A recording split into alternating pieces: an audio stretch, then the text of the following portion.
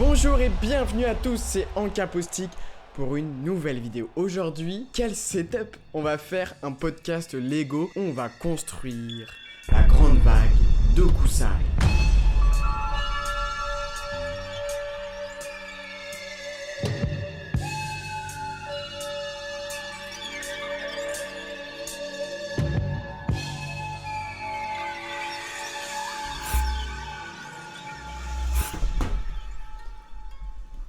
Ce Lego, on va passer pas mal de temps ensemble. C'est un podcast où on parle de peinture et en même temps on construit quelque chose. Je me suis procuré ce petit Lego parce que je voyais plein de formats sur YouTube. Je me disais comment les adapter pour moi. Et je me dis que ça peut être sympa, tu vois. Donc j'ai plein de choses à vous raconter sur la peinture, sur la grande vague. Moi ce que je trouve cool chez Lego, c'est que... Bon, je suis pas un big passionné en vrai. Parce que là, vous pouvez vous demander, mais qu'est-ce que je fous à parler de la grande vague de Kusai en faisant des Lego, tout ça. Bon, certes, soit. Ok, en vrai, je suis hypé. Je suis hypé de ouf. En vrai, ça me fait grave rire. Je repense à des vidéos, je sais pas, que je faisais il y a 1 an, 2 ans. Mais qui imaginait que je serais en train de faire ça aujourd'hui, des Lego dans cet appart. Enfin bref, il y a trop d'éléments... inexplicable. En attendant, n'hésitez pas à vous abonner, à partager, à liker, ça m'aide beaucoup. Donc voilà le manuel, c'est avec ça qu'on va s'aider pendant les prochaines heures pour faire Okusai, la grande vague. Alors il y a plein de choses à raconter sur Okusai, c'est une des œuvres les plus mythiques de l'art japonais. Il est né en 1760, mort en 1849, donc un mec du 19e. Il représente beaucoup la peinture japonaise et l'art japonais en général parce qu'il y a une technique bien spécifique qui s'appelle ukiyo-e. Voilà, c'est un mouvement artistique, le ukiyo-e japonais de l'époque d'Edo, comprenant non seulement une peinture populaire et narrative originale, mais aussi et surtout les estampes japonaises gravées sur bois. J'adore ces petites infos. On va essayer de faire un petit set pour que vous voyez bien. Paquet numéro 1, il me faut ça. Je crois que je me suis embarqué dans un truc qui me dépasse. Et on n'oublie pas, Lego a toujours raison, s'il te manque une pièce, c'est toi qui as fait de la merde. On va commencer par s'interroger tous ensemble parce que vous allez pas me laisser tout seul, évidemment. Non mais j'aimerais que vous vous posiez la question un peu de c'est quoi votre rapport à la peinture. Parce qu'on n'a pas tous le même rapport à la peinture, des fois c'est des éducations différentes, si vos parents ils vous ont amené dans un musée ou pas quand vous étiez jeune. L'école quand même nous emmène dans des musées. Ça dépend où est-ce que vous habitez. Si vous habitez à Paris, évidemment, il y a tellement de musées pour vous, quoi. Mais souvent, j'ai l'impression qu'on peut avoir un rapport distant à la peinture. Pourquoi ? Parce que c'est un art que des gens vont penser pas accessible, alors qu'en vrai, c'est tellement accessible. Je peux commencer par des petits trucs plus faciles. Il a beaucoup été influencé par mon rapport au hip-hop, évidemment. Pourquoi ? Le graffiti. Donc ça a été ça un peu ma première porte d'entrée vers peut-être la peinture, tu vois. Parce que quand je vous dis qu'il faut vous intéresser à un art qui, voilà, ça vous interroge, ça vous intrigue, mais trouver une porte d'entrée adéquate pour vous.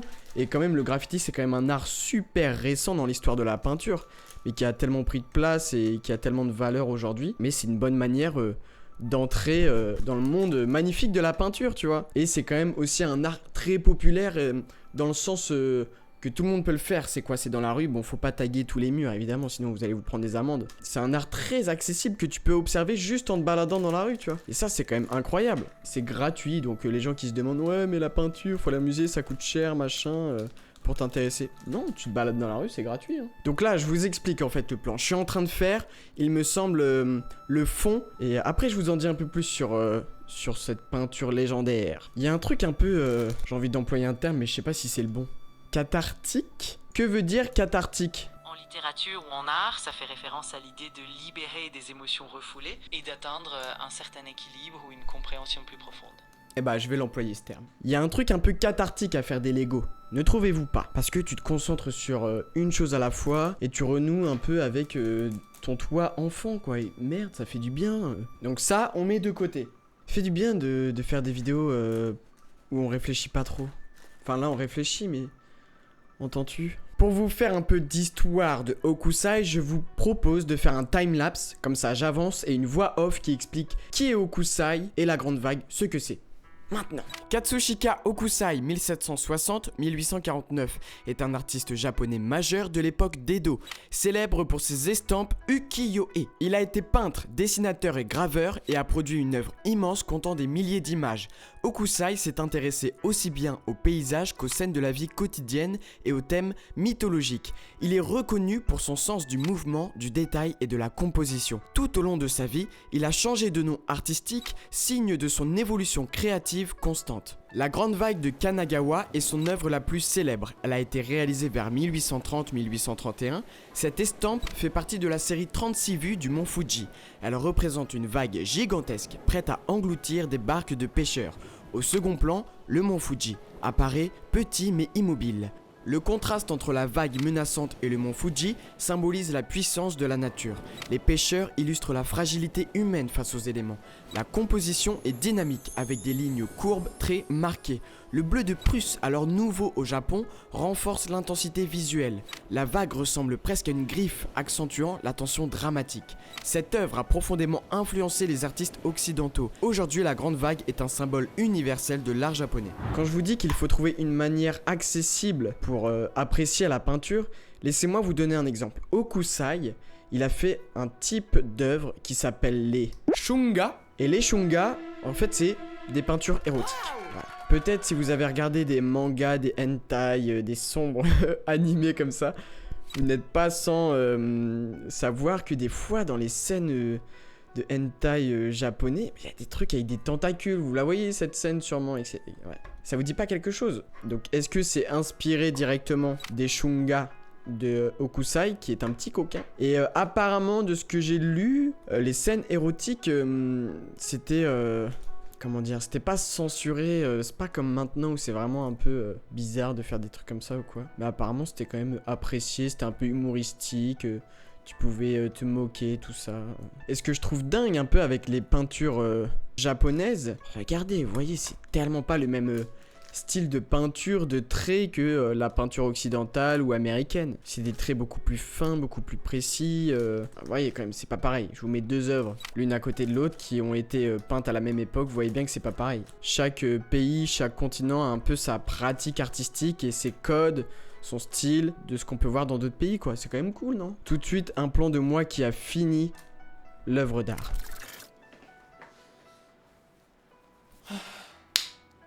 Donc quand je vous parle des shunga, vous voyez la peinture érotique, c'est quand même une manière d'apprécier l'art et d'en rigoler. Parce que moi, ce que je trouve quand même le plus plaisant, c'est de démystifier un peu ce qu'on voit et les œuvres d'art dans les musées, tout ça.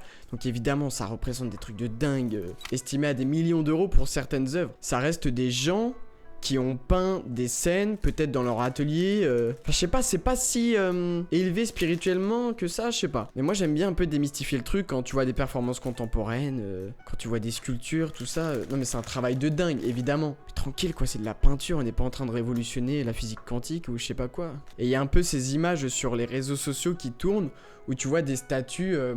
qui ont des positions un peu efféminées, tout ça, donc ils les comparent, tout ça. Et moi, en fait, j'aime bien ce rapport-là à l'art, c'est tu le ramènes dans un temps actuel et tu lui trouves une résonance avec ce qui se fait maintenant. C'est quand même super cool, cette approche de la peinture, ou de la sculpture, ou d'autre chose. Et donc, quand tu y trouves un sens pour toi, quand tu lui trouves une signification un peu pour le temps d'aujourd'hui, bah, c'est plus simple, tu vois. J'ai fini ça. Regardez, attends, là, je suis en train de l'emboîter. Voilà. Oh, c'est beau. J'ai fini ça. C'est cool, non? Un sujet que je voulais aborder avec vous, concernant la peinture, les Lego, tout ça.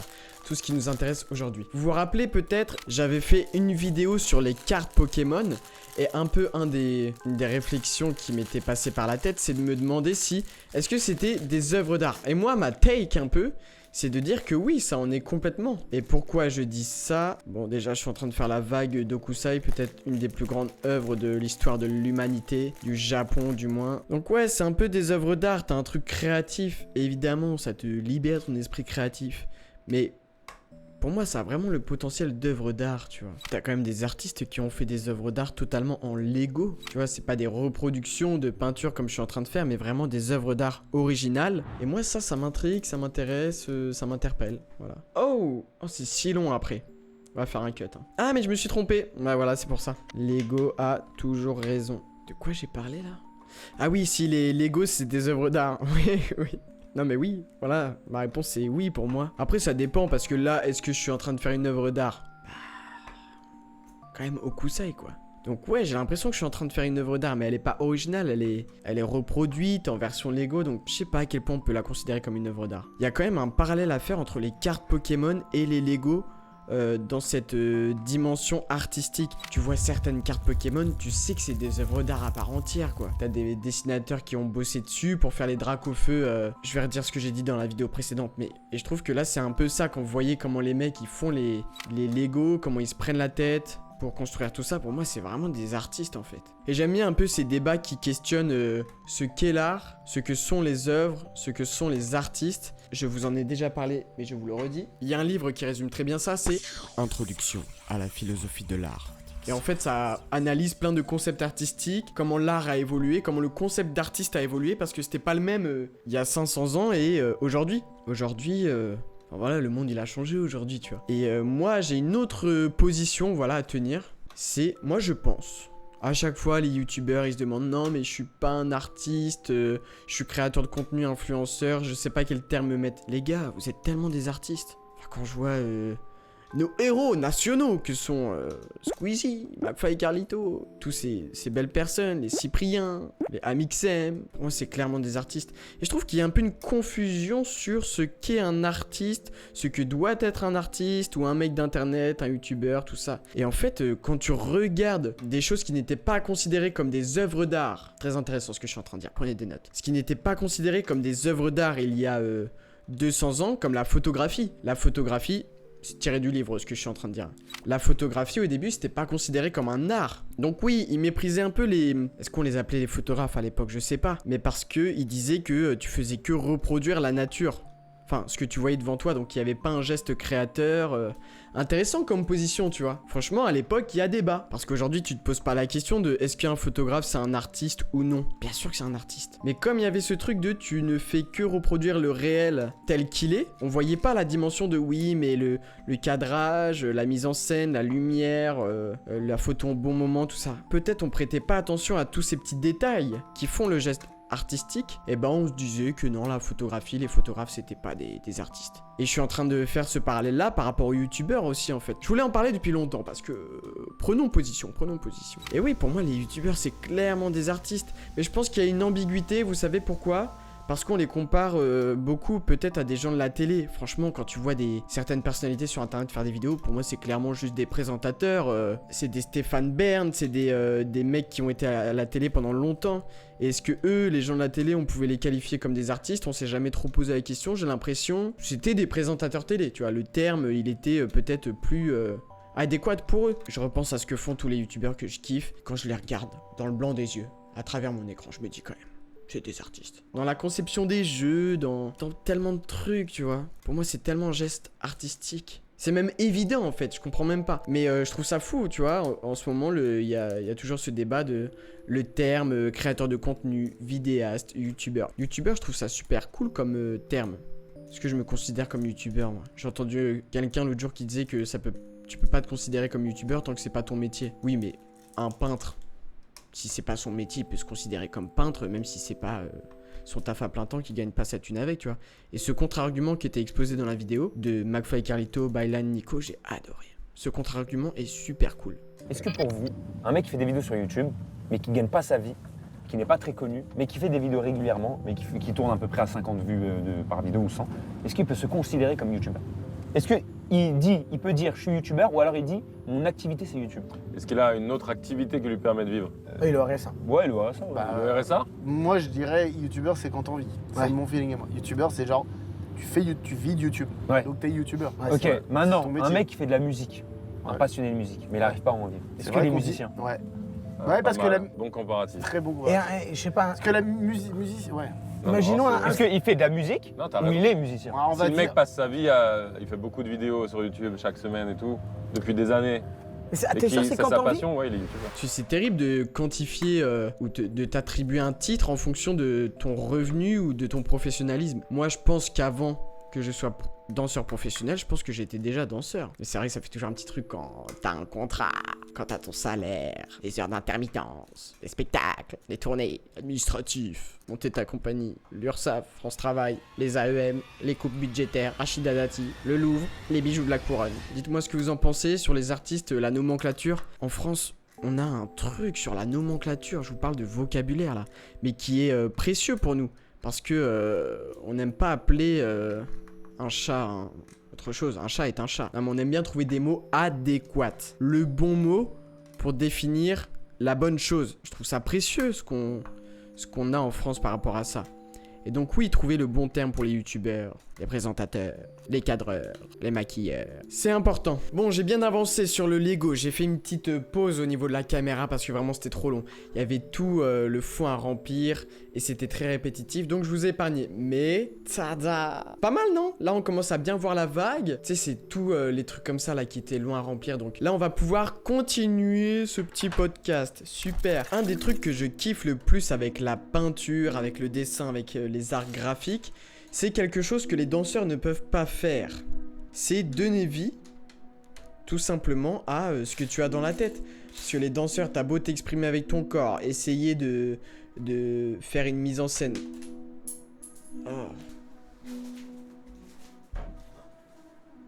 De faire une mise en scène, d'avoir des danseurs super forts qui savent interpréter un peu tout ce qu'ils veulent. Le fait est que quand tu veux donner naissance à une scène totalement féerique et la mettre sur scène, c'est quand même plus facile à travers un dessin d'exprimer ce que tu as dans la tête plutôt que en dansant. Tu vois ce que je veux dire? Donc c'est pour ça que je respecte énormément les artistes graphiques comme ça. Parce qu'ils font des choses que moi je ne peux pas faire. Si tu as envie de donner vie à un volcan qui pète des oiseaux et des oiseaux qui pètent un volcan, et bah tu peux, en danse, comment vous voulez que j'exprime ça? Je sais pas si c'était le meilleur exemple, mais vous voyez ce que je veux dire, quoi. Hein? Et donc, t'as cette capacité d'imagination, cette créativité sans fin, sans limite, que moi, je peux peut-être pas avoir en danse, tu vois. Ou dans d'autres arts, en tout cas, voilà, la peinture, le dessin, tu peux vraiment faire ce que tu veux, dessiner ce que tu veux, et c'est quand même génial, quoi. Putain, quel plaisir. Et moi, je dessinais beaucoup quand j'étais petit, j'étais même pas trop mal. Et pour la petite anecdote, j'avais gagné un concours de dessin. L'Open de tennis, c'est une compétition de tennis qui était organisée à Caen. Et en fait, moi, j'avais gagné cette compétition parce que j'avais fait un super dessin d'une raquette qui était plantée dans la pierre, un peu comme Excalibur, vous voyez. Et il fallait retirer la raquette. Et en fait, le dessin était trop stylé. J'avais gagné 2 places pour l'Open de tennis. C'était le soir même et là je dis à mes parents hey, j'ai gagné un concours, 2 places pour aller voir l'Open de tennis. Donc j'avais quand même des envies de dessin dans ma vie, tu vois ce que je veux dire? Sauf que je dessine. Arrivé au collège, je fais toujours des petits dessins dans la marge de mon cahier. Ça commence vraiment à emmerder ma prof d'italien qui arrête pas de me reprendre 1, 2 fois, 3 fois, etc. Pendant le cours. Et moi, j'écoute pas, j'ai juste envie de dessiner et d'écouter son cours. Tu vois, écoute passive. Mais je travaillais quand même, hein. J'étais là, j'étais dans son cours. Et à un moment, elle me prend, et vraiment, elle m'engueule trop, et ça signe la fin de ma carrière artistique. Voilà. Bon, cela étant dit. Là, la pièce que je viens de poser, c'est pour accrocher sur le mur. Tu sais, tu poses tes petits clous ici, et après, tu viens l'accrocher. Super, ça. Bon, en vrai, je dis comme si ça, c'était une anecdote traumatisante qui avait signé la fin de ma carrière. Le fait est que je pense que j'avais pas tant envie, mais je dessinais beaucoup, j'aimais bien graffer. J'ai eu ma période graffiti, où j'allais taguer des vieux murs sales de Caen en posant mon blaze ou en écrivant des trucs. Ah, il y a des trucs horribles. Une des anecdotes que je préfère de cette période-là, c'est moi qui vais dans Caen, même à l'université de Caen, et qui a envie de faire passer des messages à des gens. Tu vois, je suis dans ma période d'adolescence où tu te cherches, l'identité, tout ça. Et en fait, j'écris un vieux message « Open your mind ». Déjà, mal tagué, en anglais, on comprend pas pourquoi, etc. Bon. Et en fait, j'ai toujours un rapport à un art graphique, ne serait-ce aujourd'hui qu'avec les miniatures. J'adore faire des miniatures. Voilà, je voulais parler aussi un peu d'art abstrait, parce que beaucoup sont un peu réfractaires à cet art-là, et j'aimerais donner 2-3 pistes un peu pour s'ouvrir à l'art abstrait. Parce que c'est, voilà, je vous ai dit tout à l'heure, le genre de peinture qui est beaucoup moqué. Ma première porte d'entrée vers l'art abstrait, ça a été les peintures de Mark Rothko, qui est mon peintre préféré, je pense. Et comme vous le voyez, c'est vraiment des peintures où c'est juste des grands aplats de couleurs. Et en fait, je vais vous expliquer. J'avais fait un rêve. Il y a longtemps, il y a très longtemps. J'avais fait un rêve où en fait, je flottais à moitié dans l'espace, comme si j'étais proche du soleil, je sais pas, je flottais, tu vois, je volais, et un peu comme dans une position fétale. Et en fait, c'était un rêve où, je sais pas, j'avais des espèces de grands papillons dans le ventre, et c'était une sensation vraiment, genre, indescriptible. Et en fait, il y avait le soleil en arrière-plan, donc je flottais dans l'espace, il y avait le soleil en arrière-plan. On dirait que je suis en train de raconter un truc ésotérique ou je sais pas quoi, tu vois. Il y avait le soleil en arrière-plan, et en fait, la couleur qu'il y avait m'avait vraiment, genre, marqué dans mon rêve, tu vois. Elle m'avait marqué. Et donc, quand j'ai retrouvé les peintures... Oula, ça se complique.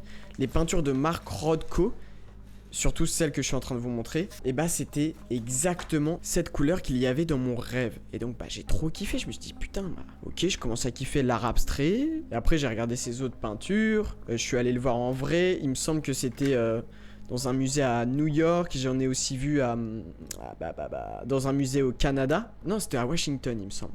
Dans un musée à Washington, je suis retombé dessus et vraiment, putain, mais qu'est-ce que je kiffe ce mec, quoi. Et donc, ça a été un peu ma première porte d'entrée vers l'art abstrait.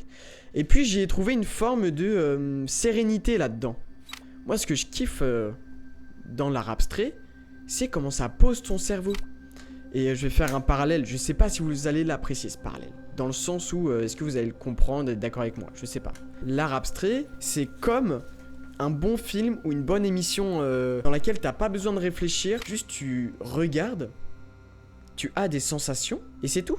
T'as des belles couleurs, ça te provoque quelque chose dans les yeux, une sensation agréable ou non, et c'est tout, c'est tout, c'est tout. Il y a des œuvres abstraites, voilà, il y a peut-être un chemin vers l'abstraction, voyez-vous.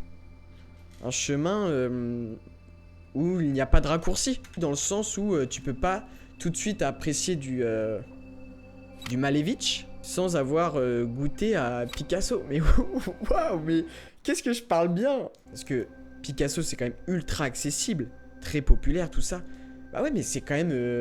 il y a certaines de ses œuvres, c'est très abstrait, hein. Je suis pas un fin connaisseur des termes et du vocabulaire. Vous voyez, il y a des périodes que je pourrais appeler abstraites, ça se trouve, ça en est pas, c'est juste avant ou juste après, j'en sais rien, tu vois. Mais quand même, j'ai l'impression qu'il y a quand même dans les œuvres de Picasso une certaine abstraction. Et peut-être que c'est une porte d'entrée un peu plus simple pour les gens qui n'aiment pas l'abstraction avant d'aller vers du Malevich. Malevich, le carré blanc sur fond blanc, moi, j'aime bien. Parce que ça me pose, je réfléchis à rien, c'est pas une œuvre compliquée. Et voilà, et juste tu kiffes, tu passes un bon moment. Après, il y a une signification, ça veut dire quelque chose. Et il me semble que ça avait été aussi... décrié, ça avait fait polémique. Et quand je vous dis que la peinture ça peut donner lieu à des scènes que tu ne vois pas dans la vraie vie, je pense à la peinture de Edward Hopper, un autre de mes peintres préférés. Je sais pas si je le préfère à Mark Rothko, parce que j'aime les deux, mais putain c'est vraiment incroyable, il donne lieu à des scènes hors du temps. Et il y a sûrement des films qui se sont inspirés de ces tableaux, tu vois, pour faire leurs films, parce que vraiment... des scènes de films, voilà. Et les couleurs, elles sont tellement bien utilisées. Je pense à des trucs dans le noir, un peu des scènes dans la nuit, tu vois, accoudé à un bar, je sais pas, il y a trop une ambiance mystique. Et moi, ça me rappelle le concept de espace liminal. Si vous êtes vraiment un nerd d'internet comme moi, eh ben vous avez le concept de espace liminal. J'en avais fait une vidéo là-dessus. Et pour moi, cet artiste-là, c'est vraiment un mec qui fait des espaces liminaires, tu vois, avant l'heure, avant toute l'époque d'Internet. Donc je trouve ça assez fascinant. Voilà où j'en suis. J'ai fait plein de petits détails, et il manque le cadre aussi à faire autour, et encore plein de petites fleurs à ajouter. Donc, essayons de speedrun un peu cette fin de Lego. Ce que j'essaye de faire au maximum avec cette chaîne YouTube... c'est de rendre accessible l'art au plus grand nombre. Et même des sujets un peu complexes, tu vois. Ça m'arrive quand même de parler un peu de philosophie de l'art, avec des notions un peu plus complexes, tout ça. C'est pas forcément très accessible pour tout le monde. Et c'est un enjeu majeur pour moi, pour ma chaîne YouTube, bien évidemment. Mais c'est aussi un enjeu chez les gens qui font de la médiation artistique. Vous voyez ce que c'est la médiation artistique? C'est par exemple des structures, des théâtres, qui mettent en place des ateliers ou d'autres choses pour faire découvrir l'art, la création. J'ai l'impression que je fais ça un peu sur YouTube. Ok. Oh putain. J'ai fini le cadre Maintenant, il faut le construire. Regardez-moi cette beauté. Hop là. Si ça, c'est pas beau quand même. Non? C'est incroyable. Oh là là. Et ça va être tellement beau. Moi, ce qui m'inquiète un peu, c'est qu'il y a beaucoup de pièces quand même que j'ai pas utilisées. Et c'est fou à quel point les vidéos m'ont aidé, mais à complètement trouver une manière de parler et à être à l'aise sur scène pour faire des bords plateaux. Vous savez, c'est les questions-réponses avec le public après. Moi, les vidéos m'ont vraiment aidé, hein. Et je me souviens d'un copain qui faisait des vidéos sur YouTube aussi quand on était au collège. Et lui, c'était des vidéos FIFA, tout ça. Et il a développé aussi des skills en société pour parler devant les gens, tout ça. Il me semble qu'il m'avait raconté un truc comme ça, que ça l'aidait. J'étais pas un mec coincé, loin de là. Même pas du tout, en fait. Tout l'inverse d'un mec coincé. Mais parler sur scène, devant des gens, avec un micro, monter sur scène pour raconter un peu quelque chose, faut le faire quand même. Et moi, la vidéo, ça m'a beaucoup aidé. Donc peut-être pour des jeunes qui regardent mes vidéos, n'hésitez pas à faire des vidéos, à vous entraîner devant une caméra, à parler. Une question que je me dis aussi, après tout ce que je raconte sur le fait de faire des vidéos pour rendre accessible la culture. Et pourquoi la rendre accessible? Faut-il vraiment la rendre si accessible que ça? Et si on n'est que 1000 à apprécier ce petit contenu là sur ce podcast, 1000 je serais déjà hyper content. Si on est une centaine à apprécier ce super podcast, est-ce qu'on serait pas hyper heureux tous ensemble? On a besoin de 1 million de personnes? Je crois pas. Parce que dans mes réflexions aussi, mais... Il y a un problème. Le problème est le suivant, c'est que ça fait pas un rectangle, là, ça faisait un carré. Ok, problème réglé. Là, on est sur un rectangle. Rectangle, ça rime avec... angle. Rectangle, ça rime avec... étrangle. Le mec... Rectangle, ça rime avec... sangle. Rectangle, ça rime avec... septangle. Avec des sangles. Aussi le fameux mois d'octangle. Voici mes avancées. Nous avons déjà le tableau principal. Et je suis en train de faire le cadre comme vous pouvez le voir. Donc les pièces s'assemblent. Regardez le beau petit cadre. Sympa, non? C'est assez répétitif, donc je vous ai épargné un peu ça. Je suis un peu devenu fou pendant que j'étais en train de faire le truc. Parce que ça fait depuis 14h et là il est 19h. C'est un peu loin pour les gens qui se demandaient. Mais la conclusion un peu de cette vidéo, c'est que je suis fan du fait que Lego ait un peu rendu plus accessible l'art, tu vois, à travers cette petite collection de peintures. Donc je sais pas s'ils vont faire d'autres collections avec des peintures un peu plus, je sais pas, complexes, un peu différentes, tout ça. Waouh. Alors la solidité, moi je pense que c'est assez solide. Je sais pas où est-ce que je vais l'accrocher, peut-être dans mes chiottes. C'est pas un peu des activités que les adultes font, ça, pour se poser l'esprit, des trucs comme ça. Je suis un peu un adulte déconstruit qui veut... horrible cette phrase. Qui veut se concentrer sur autre chose, pour ne pas penser au travail. Ça me prend beaucoup la tête en ce moment, je vais pas vous le cacher. Les gars, on est vraiment sur la fin. Ah, c'est bon. Oui. Allez. Et maintenant, comment on le met? Donc là, c'est le moment délicat. Délicat, pas tant que ça, mais... Oh, c'est beau! Bon, ça va être freestyle. Freestyle du Dico. Est-ce que vous avez la ref? Si oui, pouce vert. Non, freestyle du Préau. Non, c'est pas ça. Pourquoi? Il y a des pièces qui tombent. Elle est où la pièce qui est tombée? Eh! Oh, j'ai peur de ce que je fais. Il y a des pièces pas là. Il y a des pièces absentes. Et voilà. Ah, j'ai compris. Ok. Oh putain. Ah là là, donc c'était très important de faire ça. Ne jamais négliger la complexité. Ne jamais les négliger. Toute la complexité. En fait, ce que je suis en train de faire, c'est qu'il y a des trucs qui bloquent là. Oui. Et voilà. Ah oui. J'ai compris. Oh waouh. En fait, ça s'emboîte comme des Lego, quoi. Ah, c'est satisfaisant, là. Oh, c'est génial. C'est quand même vachement bien fait, hein. Waouh!